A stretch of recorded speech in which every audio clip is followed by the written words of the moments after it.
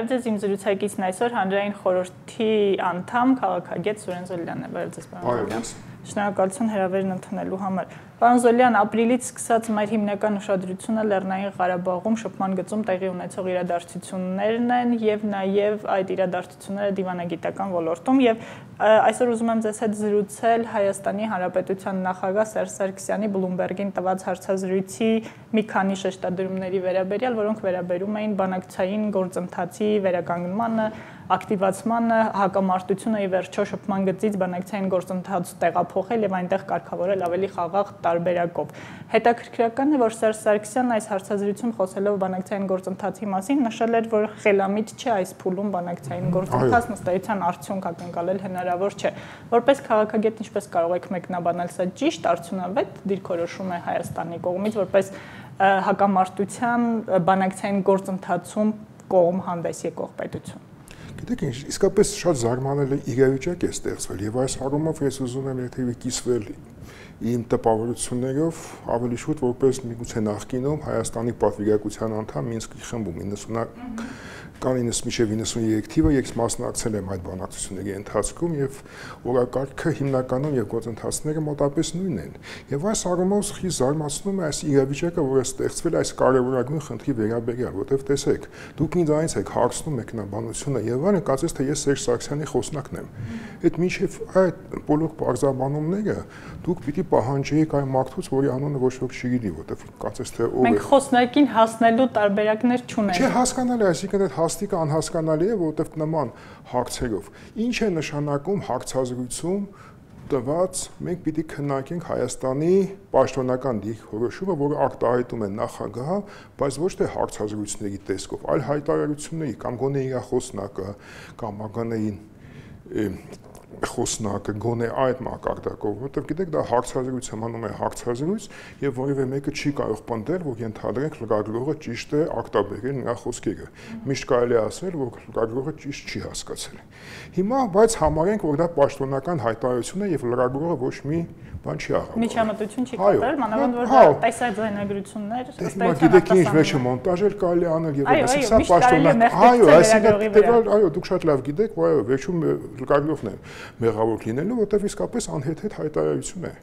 Ինչ է նշանակում մենք չենք բանակցում։ Գիտեք, դա միգուցե մի բանակցի, բայց այդ մասին մի հայտարարի։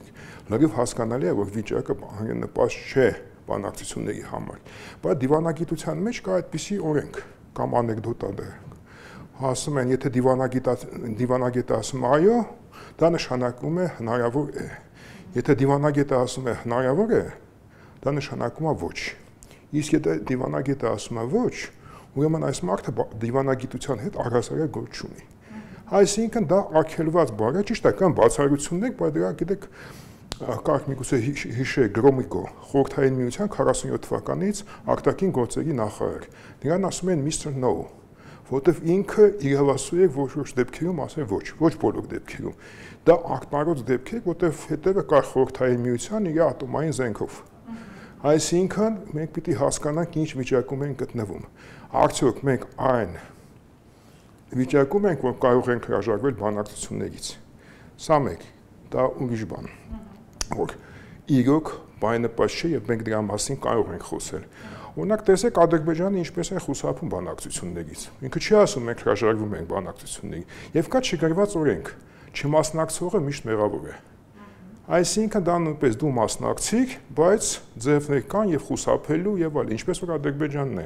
Ասում այո, ես մասնակցում եմ։ Եվ առհասարակ ես չեմ կարծում, որ դա Հայաստանի իշխանությունների վերջի խոսքն է, որտեղ իմ կարծիքով այդպիսի բան է ստեղծվել, որ չկա լուծում, կամ ամենապես չկա այն ինչ որ միգուցե կա, բայց չկա ինչ որ պետք է առաջարկվի, մենք ունենք հակասական հայտարարություններ եւ այս առումով ես չեմ կարծում, ենթադրենք Տիկին Նաղդալյանի հայտարարությունները կամ պարոն Շարմազանովի, նրանք նույն աղբյուրից չեն գալիս։ Ես կարծում եմ, սա նրանք գալիս են նույն աղբյուրից, ուղղակի տարբեր խնդիրներ են լուծում։ Տեսեք ինչ է ասել Շարմազանովը։ Այո, մենք գնում ենք բանակցությունների, բայց մենք ունենք 3 պայման։ Հիմա եթե պետք է դա էլ քննարկենք։ Թեև նրան էլ պատասխան կա, օրինակ միջնորդները կասեն, այո, լավ, այդ պայման ունես, արի քննարկենք այդ պայմանները, այսինքն դու ուզած-չուզած պիտի գաս բանակցելու այդ պայմանների շուրջը։ Տիկին Նաղդալյանի ասած առհասարակ, որ մենք այդ տարածքների վրա իրավունք չունենք, եթե իրավունք չունես, բարի եղեք վերադարձրու առանց որևէ բանակցությունների։ Այսինքն տվյալ դեպքում ես կարծում եմ, որ այս 3 հայտարարությունները պատահական չէ, որ ունված են ոչ պաշտոնական ձևով, հարցազրույցների ձևով, եւ տեսեք, հիմա ինչու ես պիտի հավատամ, որ ընդհանրենք պարոն Շարմազանովը ակտայտում է ՀԿԿ-ի տեսակետը, բայց տիկին Նաղդալյանը իր անձնականը, ոչ ինքը բավականին, ինչու եմ ասում, խնամիտ կին է,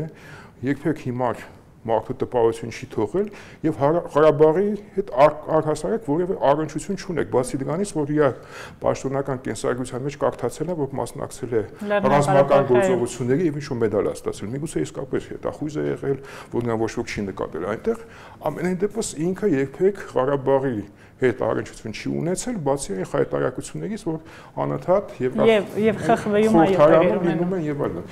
Այսինքն, եթե ինքը իր անձնական կարծիքն է ասել, ՀԿԿ-ն նույն Շարմազանովը պիտի հերքեր, ասելով ոչ եւ այլն, բայց այդպես չի արվում, ուրեմն սա հանձնարարված է եւ որոշակի դերերի բաշխում է կատարվում։ Պարոն Զոլյան, ինչի համար են այս ինֆորմացիոն լրագրության մեջ ասվում են դրանք ինֆորմացիոն փուչիկներ, հանրային տրամադրություններն ուսումնասիրելու համար։ Այս արտահոսքերը ոչ պաշտոնական տարբերակով արվում են ներքին լսարանի, թե արտաքին լսարանի տրամադրություններն ուսումնասիրելու եւ այո, որովհետեւ հասկանալի է, օրինակ տեսեք, երբ Սերժ Սարգսյանը ասում է մենք չենք բանակցելու, ճիշտ է ոչ պաշտոնական, բայց բնական է դիվանագիտական է, հատկապես ովքերով պատասխանատու են այս գործընթացի համար կարդում են, մտածում են, հա, Հայաստանը ինչ հրաժարվում է, պիտի Հայաստանի ինչ որ սիկտը շահենք, մի բան առաջարկենք եւ այլն։ Այսինքն դա դրանից հետո միգուցե համաձայնվի Հայաստանը բանակցելու, բայց կարող է այդպիսի առաջարկ չունենանք, ասեն չես բանակցու, մի բանակցի։ Տվյալ դեպքում բավականին, այդպես ասած, ինչ ասեմ, նուրբ իրավիճակ է։ Ոչ թե նուրբ, այլ հակասական եւ բոլոր դեպքերում գիտեք նայած թե ինչ դիքերից ես դու խոսում։ Եվ բնական է, եթե մենք վերցնենք համատեքստը, ապա բնական է, ես ինչու եմ ասում, որ հենց բանակցությունների մասնակցող մարդը տարբեր բանակցությունների այն ժամանակ մեզ համար օրինակ բնական է բանակցությունների ինքնանպատակ չեն, բայց եթե ինչ-որ դու կարող ես ոչ թե հարցը լուծել հիմնական, բայց գոնե մարդկանց կյանքը փրկել, ես նա հիշում եմ, այդպիսի բան է եղել դրվակ, շատ եմ մոռանալ, որ մի պահ Նազարբայևը 92 թվականին հրավիրել է Հայաստանի եւ Ադրբեջանի պատվիրակներին բանակցելու ինչ-որ նրա շուրջը եւ ես հիշում եմ Դավիթ Շահնազարյանի հետ որ միասին գնում էինք եւ Ռաֆի Հովհաննիսյանն էր ժամանակ նախարարը գնալով հասկանում ենք որ ոչ մի բան դա չի տա որտեւ դա բնական է Նազարբայևը այն լծակները չունի եւ այլն բայց մտածում եմ գոնե մեկ շաբաթով եթե կանգնեցվի այդ պատերազմը ինչ-որ մի քանի մարդու կյանք փրկվի եւ Հայաստանը կարող է ձեռք բերի նաեւ ինչ-որ լրացուցիչ սպառազինություն այսինքն այդ մեկ գոնե մի շաբաթվա Զանադաթը ինչ-որ ձևով օգուտ կլինեք, օգուտ կտար, այսինքն պետք չի մտածել, որ մենք ցանկացած բանակցությունների ընթացքում մենք ինչ-որ կարևորագույն խնդիրներ ենք լուծում։ Ինչ է մենք թողնենք, որ ամեն օր մենք տեսնում ենք այդ 4 օրվա պատերազմը ավարտվեց, բայց ամեն օր մենք ստանում ենք լուրեր, թե ինչ-որ այս երիտասարդն է մահացել, զոհվել եւ այլն եւ այլն։ Այսինքն խնդիր կա, որ եւ խնդիրը անհապաղ լուծում է պահանջում։ Եվ հիմա այդպիսի հպարտ կեցվածք ընդունել, ասել թող ամբողջ միջազգային հանրությունը գա մեր ոտները որ մենք սկսենք բանակցել, դա մի քիչ իրատեսական չէ։ Եվ այս առումով ես պատահական չեմ համարում, որ ոչ մի պաշտոնական հայտարարություն չկա, եւ անգամ գալիս են այդպես ասած փափուկ առաջարկություններ, այո, պատրաստ ենք, բայց եկեք ապահովենք մեր բանակցությունները, հա, գնում ենք բանակցենք, թե ինչպես են ապահովում մեր պահանջները, այդպես ենք հպարտ կեցվածքով։ Կամ միշտ պարտվողականը խնդրեմ այս 5 տարածքը վերցրեք, միայն թե մեզ հանգիստ թողեք։ Ես միջև այս տարբերակը մոտապես դա այն է, ինչ որ բացում է Կազանում է առաջադրել, այսինքն Տիկին Նաղդալյանը նորից ուղղակի վերարտադրում է Կազանի պայմանագրերը։ Ինչպես տեսնում ենք, հակասական իրավիճակ է, որտեղ չկա հստակ դիրքորոշում, դրա համար էլ լրում է արտաքին գործերի նախարարությունը եւ բնական է նախագահից մենք չունենք հիմա ոչ մի կոնկրետ պաշտոնական պատասխան։ Պարոն Զոլյան, հարցազրույցը ենթադրենք, որ սա պաշտոնական է, որովհետև իսկապես պաշտոնական չէ, եւ մենք ստիպված ենք քաղաքական։ Մենք հավատում ենք, որ ուղղագրողը ոչ մի բան չի աղավաղել, բայց դա Սարգսյանի խոսքերն են։ Այո, բայց այդ մարդը միշտ էլ կարող է հրաժարվել, որովհետև դա գիտեք, գույություն ունի որոշակի ֆորմատ, ինչ ձևով դա լինում է պաշտոնական պետական մոտեցում, ինչ դեպքում դա որից կարելի է ուղղակի միտքը այդ պահին ակտահայտված, որից միշտ էլ կարելի է հրաժարվել։ Եվս մեկ շեշտադրման մասին խոսենք եւ ընդհանուր վերադառնանք ստեղծված իրավիճակին պատերազմից առաջ եւ հետո։ Սերժ Սարգսյանը խոսելով դարձյալ բանակցությունների մասին նշել էր, որ մի կողմից մենք կարող ենք բանակցել քաղաքական պաշտոնյաներից, մյուս կողմից ռազմական պաշտոնյաները կարող են պատերազմը շարունակել, սա անհեթեթ իրավիճակ է, հետեւաբար չեն կարող։ Արդյոք երկրի նախագահը, ում պատկանում է գերագույն գլխավոր հրամանատարն է, կարող է ասել, որ ռազմական գործիչները իրենից դուրս իրողություն են եւ կարող են պատերազմ շարունակել։ Չէ, իհարկե ոչ, բայց նա կարող է այդպես ասած այստեղ կա բացատրություն, որովհետեւ բնական է երկուստեք հակամարտության դեպքում մյուս կողմը միշտ էլ հրահրել եւ մյուս կողմը ստիպված պիտի լինի պատասխան տալ, թե Հայաստանը, թե Ադրբեջանը, թե Լեռնային Ղարաբաղը երբեք չեն ասում, որ մենք ենք սկսել։ Նրանք ասում են մենք ի պատասխան ինչ սադրիչ գործողությունների ստիպված ենք եղել դիմել ինչ գործողությունների, այսինքն բանակցության ժամանակ, եթե մեկը եւ իդեպ Ադրբեջանը շատ դեպքերում հենց նույն եթե հիշենք Կազանի բավականին լուրջ այն ժամանակվա համար, ոչ թե այսօրվա համար, այլ իրավիճակի համար ինչ-որ դիմել է սադրիչ գործողությունների, որ ինչ-որ ձևով գոնե բարդացնի։ Դա իհարկե մենք պիտի խոսենք կապակցված են, բայց բոլոր դեպքերում որոշակի բանակցությունները որոշակի ինքնուրույնություն ունեն եւ հիմա բնական է, եթե ձեռք է բերվում որոշակի համաձայնություն, դա պիտի ազդի նաեւ նույն հրամանատարների գործողությունների վրա եւ իհարկե այստեղ մի խնդիր կա, որը չի լուծվում եւ բնական է այստեղ հիմնական խնդիրը Ադրբեջանի պահվածքն է, որը չի համաձայնվում ինչ-ինչ գործողություններ։ Տեսեք, ժամանակին ես ինչու եմ ասում 96 թվականից հետո զինադադարը հիմնականում պահպանվում էր։ Վիճակը նույնն է, որովհետեւ նույն այդպես ասած դաշտային հրամանատարները Ադրբեջանի լավ հասկանում էին, թե ինչ է լինելու նրա դիմաց։ Եվ մոտավորապես փոխադարձ վստահությունը ապահովում էր առանց որոշ-մի մեխանիզմի։ Սա գիտեք, եզակի դեպք է 94 թվականի զինադադարը դա բոլոր կանոնների հակասող զինադադար է, ոչ եղել է ծանր հետանու հետ քաշում, ոչ բաժանարար գծեր են եղել, ոչ միջնորդների ներկայությունը եւ այլն, ոչ անգամ դիտորդների, ոչ մի բան չի եղել։ Այսինքն եղել է փոխադարձ վստահություն, որ դրանից այդպես ասած լավ հոտ չի գա, ավելի լավը երկու կողմերը պիտի ձայն պահ լինեն։ Եվ այնտեղ կար որոշակի մեխանիզմ, երբ ենթադրենք հակադիր զորքերի հրամանատարները հենց տեղում կարող էին կապվել իրար հետ եւ ճշտել միջադեպի պատճառները, որտեղ գիտեք այդ մի կաթիլ մեղրը այնտեղ էլ կարող էր այդպես լինել, որտեղ ճիշտ ինֆորմացիա չունենալու դեպքում կարող էին հակադարձ քայլել։ Այսինքն այս ամենը գալիս է որոշակի պայմանավորվածություններից, բայց նաեւ ուժերի բալանսից եւ պետք է խոստովանել, որ այն պատրանքը, որ կոնսերվի բանկեկով կարելի է ինչ-ինչ պաշտպանական գծեր անել, դա այսօր չի աշխատում, սա մեկ։ Երկրորդը փոխվել է վիճակը, փոխվել է ռազմավարությունը եւ պետք է խոստովանել, որ մեր հրամանատարությունը այսօր չունի այն շտաբային։ Գիտեք, մենք մոռացել ենք, ես հիմա մի քանի անուն տամ, դուք երևի չեք էլ հիշի, բացի Իվանյանից, որի ուսումնարանը կա, օրինակ գեներալ Անդրեասյանը, ձեզ ազգանունը որևէ բան ասում է։ Հիանալի մի Իվանյանի հետ եղել են այդպիսի գեներալ Դալիբալտայանը դեպնական է Հայաստանում, Նորատեկ Գրիգորյանը, շտաբային հսկայական մի գիտելիքների տեղ մարդ, գեներալ Անդրեասյանը, նույն Իվանյանը, Դալիբալտայանը, Միխայիլ Զինևիչը, որ այնտեղ գլխավոր շտաբի պետն էր։ Այսինքն մենք ունենք գեներալիտետներ, որոնք շատ ճիշտ հասկանում են, իսկ այսօր մենք, եթե ես նայում եմ, ճիշտ է, ես մասնագետ չեմ այդ ոլորտի, բայց այդ հայտարարությունը դա ավելի շուտ հիշեցնում է 91 թվականի ֆիդայականը։ Մինչև այդ գեներալների մուտքը, երբ արդեն սկսվեցին իսկապես մտածված ռազմական գործողություններ եւ բնական է, գիտեք ինչ, երբ մենք խոսում ենք պատժիչ գործողությունների մասին, մենք պիտի հասկանանք, որ հակառակորդը ի վիճակի է իր կողմից հակադարձել։ Եվ այնտեղ մենք բոլորին էլ շարունակված չենք զոհերի քանակը որ ավելանա։ Միգուցե 10 անգամ հակառակորդից մոտ ավել լինի, բայց մենք պիտի մեկ մարդկանց մտել։ Եվ օրինակ ես հիմա չեմ հասկանում այդ կոչերը, որ բոլորս գնանք առաջնագիծ։ Այսինքն առաջնագիծը պիտի համապատասխան ձևով այն սարքավորումներով լինի, որ այնտեղ մարդիկ լինեն, այսինքն ուզում ես 1000 մարդ լցնես, դրանով հարց խրամատի մեջ, այո։ Կոչերն ուղղվեին հասցեական եւ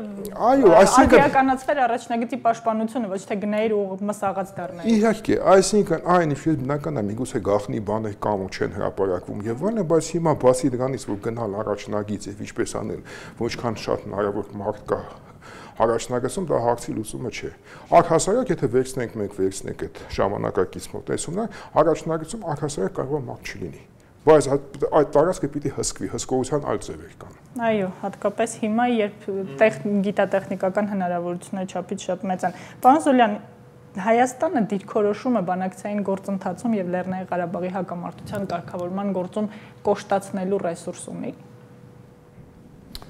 Գիտեք ինչ, առհասարակ մենք պետք է հարց տանք հետևելը։ Հայաստանը զարգացման ռեսուրս ունի, թե ոչ։ Եվ այդ առումով ես չեմ կարող պատկերացնել, ինչպես մենք ի վիճակի կլինենք պաշտպանենք մի կողմից Արցախը, մյուս կողմից կործանենք Հայաստանը։ Այսինքն, եթե այն գործընթացները, որ կործանարար են Հայաստանի համար շարունակվեն, բնական է դրանք կործանարար կլինեն Արցախի համար։ Եվ Արցախի համար, եւ պետք չի կանցել, թե բանակցությունների ժամանակ մենք ի վիճակի կլինենք ինչ-որ մի մոգական խոսք ասել եւ բոլորը կհամաձայնեն մեզ հետ, ոչ։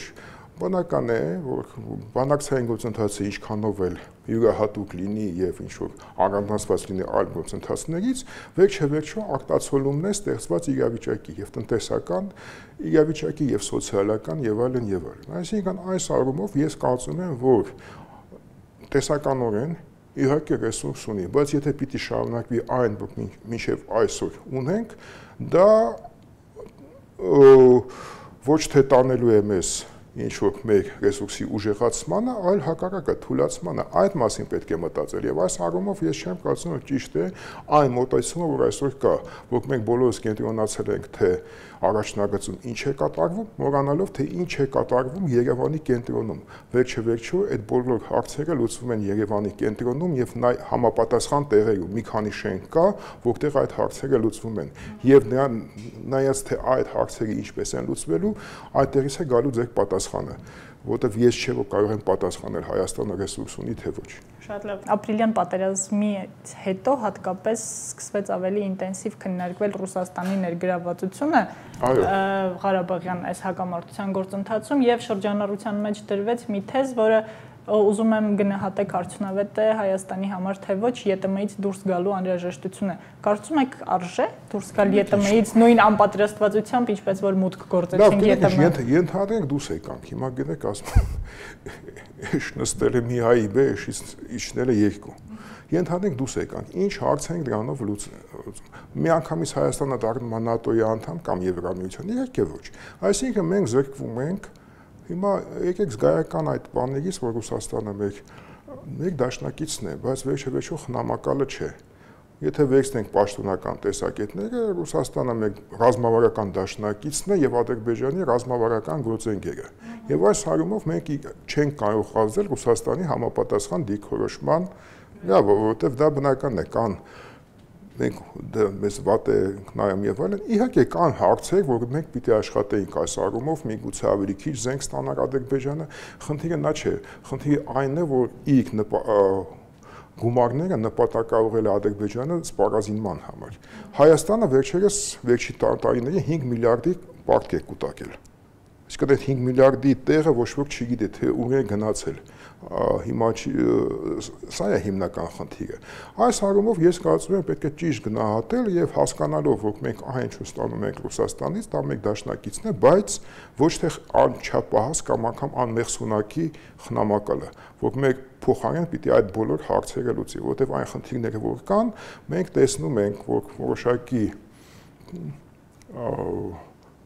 փոխադարձ պայմանավորության թե ոչ, մենք տեսնում ենք, որ այդ հնարավորությունները արդյունավետ չեն օգտագործում եւ Հայաստանը ի վիճակի է եւ ավելի շատ ռուսական զենք ունենալ եւ միգուցե, եթե գործեր համապատասխան ուղղությամբ քայլերի ձեռնարկել, միգուցե Ադրբեջանը ավելի պակաս զենք ունենալ։ Եվ իհարկե այստեղ մի խնդիր էլ կա, պետք է խոսել, որ այսօր Հայաստանը մեկուսացման մեջ է դիվանագիտական եւ դա նաեւ ոչ թե նրա համար եւ որ ԵՏՄ-ի անդամ է, այլ որ չի օգտագործում իր հնարավորությունները եւ ունի բոլորովին այլ նախապատվություններ, որոնք անհասկանալի են ուրիշների համար եւ որ դրա համար էլ չունի համապատասխան դաշնակից եւ վերջի եւ պետք չէ բոլոր մեր ձախողումները բացատրել թե Ադրբեջանը շատ փող ունի եւ խավիար է ագնում արտասահմանյան падգամավորներին կաշառելու համար։ Վերջը այդ 5 միլիարդից եթե խավիարով է այդ հարցերը լուծեն, մի տոննա խավիար էլ մենք ագնեինք ուղարկեինք, հնարավոր է, չէ՞ այդ մի։ Այո։ Հա, այսինքն խավիարով չէ որ հարցը լուծվում է, եւ պետք չի այն կառավարման անգործունական համակարգը, անգամ եթե այնտեղ նորմալ մարդիկ են հավաքվում, միշտ այդպիսի ձախողումների է բերելու։ Շնորհակալություն պարոն Զոլյան հետաքրքիր զրույցի համար, շնորհակալություն նաև ձեզ, շարունակեք հետևել Civilnet-ին։